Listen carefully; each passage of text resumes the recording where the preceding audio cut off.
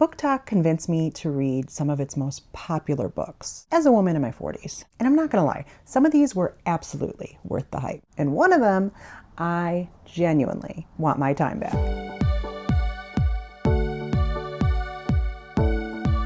So the Romantasy era, A Court of Thorns and Roses. I gave this 4 stars. And the world building, I actually did okay with it. But Tamlin, I disliked him from the very beginning. And Rhysand, loved him immediately. The ending was a wild ride, and for me, that's what really kind of put it all together. A Court of Mist and Fury, a lot of people's favorite in the series, and I would agree, I've only read 2 out of the 5, but for me, this was the better book. This was extremely well written. And I completely understand why people love the series. But here's the thing. If I loved Romantasy, this would be absolutely a 5-star book. No question. I really only tend to give 5 stars to books that I am desperate to reread or just really enjoy. So an example of 5-star for me, somebody who is not a go-to Romantasy person, is Fourth Wing. This was just pure enjoyment, start to finish. This is just one of those Romantasy series that works for me. Xaden, perfection. Tairn, I love Tairn. And Darna's little witticisms, basically all the dragons. As a series, I want to say it's a 5-star, but it isn't anymore since I read Onyx Storm. If you had asked me when I just read Fourth Wing and then Iron Flame, I would say it's a 5-star series. I gave Fourth Wing 5 stars. Iron Flame I gave 4 stars. Again, because it got a little heavy on the world building. Not so much. But then Onyx Storm, on any given day, I'll give that book a 4-star. Some days, all the world building doesn't bother me as much. And then there's other days, like if you ask me today, I would say it's a 1-star because it just, I just felt like it never really got anywhere or did much. And I know there are some key plot points that happen in it, but it was a lot of book for not a lot of action. Okay. Quicksilver. This is my, how do I hate this book? Let me count the ways. I just hate this book so much.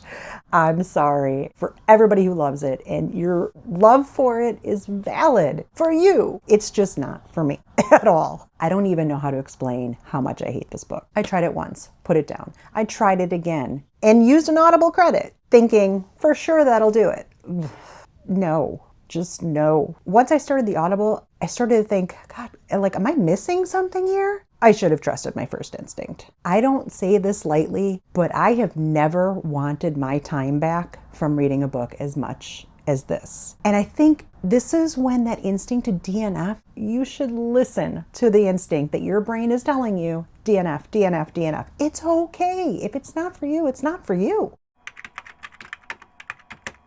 So now we're jumping into contemporary romance, and let's start with one of the queens, which is Emily Henry, and Book Lovers. Book Lovers is my favorite Emily Henry book. I gave it 4 stars. I just had a really good time start to finish, but I will say I enjoyed all of her books. I have not yet read Great Big Beautiful Life, so I understand there's a lot of tension with reviews, both sides of the coin on that one. But I've heard that if you go into it not expecting a romance, that you'll actually enjoy it a bit more. But I have read these 4, and I really enjoyed all of them, but my favorite is going to be Book Lovers. I really, really, really enjoyed this one.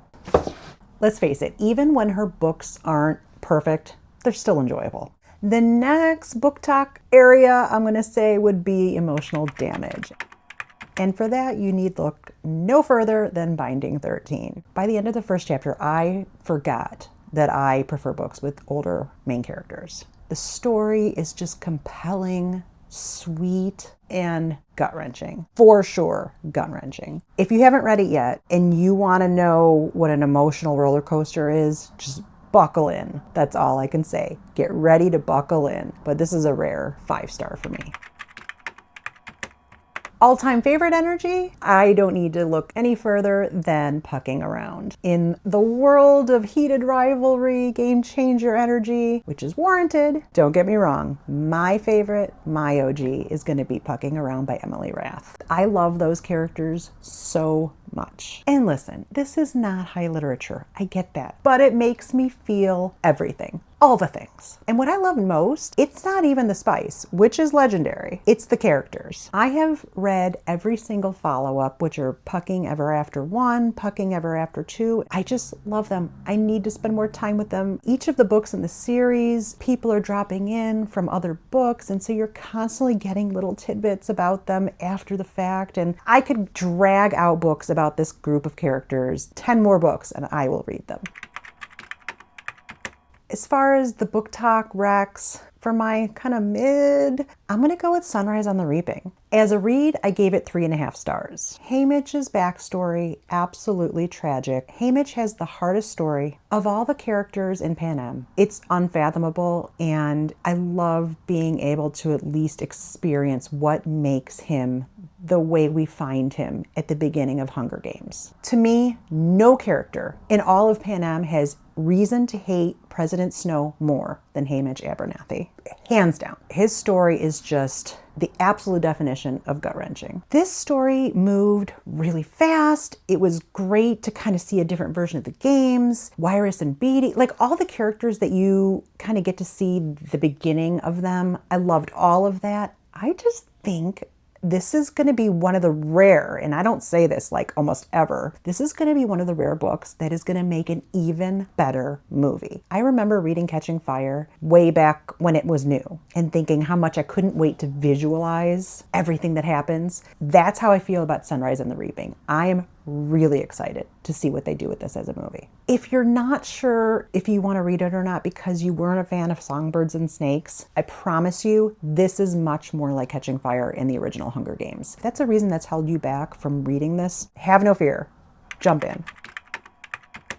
I did a tier ranking a few weeks ago, but just some quick takes. Haunting Adeline. No, not for me. I love dark romance. I should have loved this book. Zodiac Academy. I've tried twice. Also not for me. In this case, it's because it reads really young. This is one of those, ironically, like Binding 13, like I get, but it's a different animal, I guess. And Zodiac Academy, the subject matter, and then just the fact that it just seemed like a bunch of high school kids, as it should. But it just, for me, no. Twisted Love, I really wanted to get into that series, and it didn't click with me. Something about the way I read and the style of writing just didn't partner up well. So I really wish it did. I'm going to try other Anna Huang books, but that one, no, just wasn't for me. I feel like BookTok books are kind of hit and miss for me. And honestly, where you are in life changes everything. So tell me, what's a BookTok book that everyone loves that just didn't work for you? I really want to know. I'm Larissa, and this is the Perimenopause Book Club, where we read books and talk about the perimenopause of it all on occasion. I'll see you next time.